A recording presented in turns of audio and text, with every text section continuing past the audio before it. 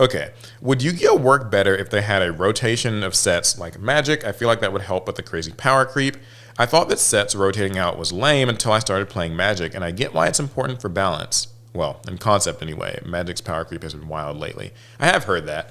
So the age-old should Yu-Gi-Oh have rotation thing? It's just hard to start a rotation in a game that doesn't rotate.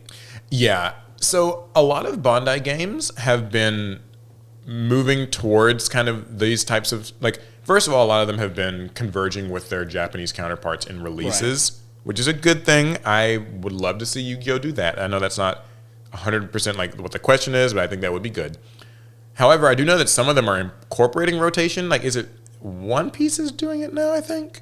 Is it One Piece? I think One Piece is starting a rotation if they have not already started it.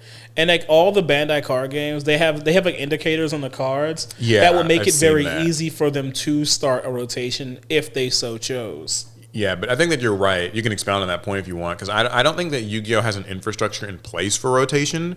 So that's where so much of the friction, I believe, comes from. Yeah, so Yu-Gi-Oh players actually hate being told what to do, and it's come up time and time again. Konami, for years they use ban lists to get you to buy new product. They want you to buy a new product. We're gonna ban everything else you were playing, so now you have to buy the new stuff. A rotation helps to solve that problem because it naturally rotates out your older cards, so you do need to get the newer cards. But we've seen what happens when Yu-Gi-Oh players get told they can't use their old cards. Remember Master Rule 4? Yeah, I think that there would be a lot of friction, and in a game where, things already feel so on edge at times with people, like, you already have this crowd of people who, admittedly, a lot of them aren't even really active players, but there's a crowd of people who are very Synchro's ruined this, Xyz's ruined this, whatever, like Yu-Gi-Oh's gone to hell and all this stuff. And so now to also tell those people, like, well, you can't even play your old cards. Sure, some of them don't even play to begin with, but like there'd be a lot of backlash and stuff to that because it would be a bitter fight. I even think of like if a rotation came out today and they said maybe only things in the last 2 years can be played, and suddenly like people are told they can't play like Labyrinth, let's say. Like a fan favorite like My poor zombie deck. Or Branded or Sky Striker because those aren't kind of in the rotation. I think people would be really mad. Now, I know that with rotation, the idea is that you can still strategically reprint certain staples, and any staple that's been reprinted in the rotation period can still be used. But Yu-Gi-Oh has not printed with that in mind so far. So I think that the initial pushback would be so great that Konami is, dare I say, I think wise to not even poke that bear. Well, I do think we're in a better place for it now than we've ever been before because of Genesis format. Okay. A format that's literally designed so that you can use any of your old cards no matter how bad and old they are.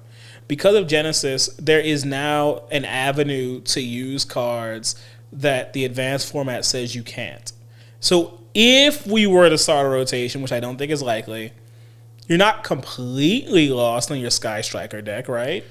Yeah. They might need to readjust some points if we do it, though. Now, one thing I will say that, like, Yu-Gi-Oh, rotation is interesting because, like, it kind of seems like it's mostly targeted towards intermediate to competitive crowds. Like, obviously, like, if you're a casual player, you might just choose to almost ignore the rotation. I don't know. Yu-Gi-Oh already, in terms of, like, how the power creep has developed, really has rotation. I mean, like, the ban list rotates stuff out and the power creep rotates stuff out, where whether you want to admit it or not, stuff released in like 2022 kind of isn't keeping up anyway. Like, I'm not saying that is like good or bad. Like, I'm not assigning a label of like that's a great thing or a bad thing to this, but just that, like, when you look at what people are playing, there are decks that are like at what you might call full power, like Lab or something. There's no one's playing them. Like, they have been literally just rotated out without even needing to be formally rotated out. And maybe like Yu-Gi-Oh and Konami, like, they're maybe just satisfied with like giving you the freedom to play Lab. I'm using Lab as an example. This could be mini decks released in that kind of period of time. but just they're not going to formally tell you can't play it. They're just going to be like, well, it doesn't have maybe what it takes to hang today, but if you can figure it out, have at it. Now, I thought rotation implies that a card that can rotate out and also rotate back in.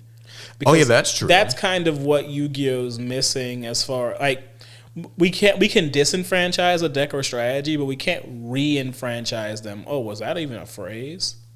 I don't think that was. But yeah, once you take a deck out of the so-called rotation, in Yu-Gi-Oh, we don't really have an easy way of bringing them back. Usually, once you're out, you're done. You're done, ski. There's like unless your name is Zoo and a few other decks, it's hard to come back after you've been booted out.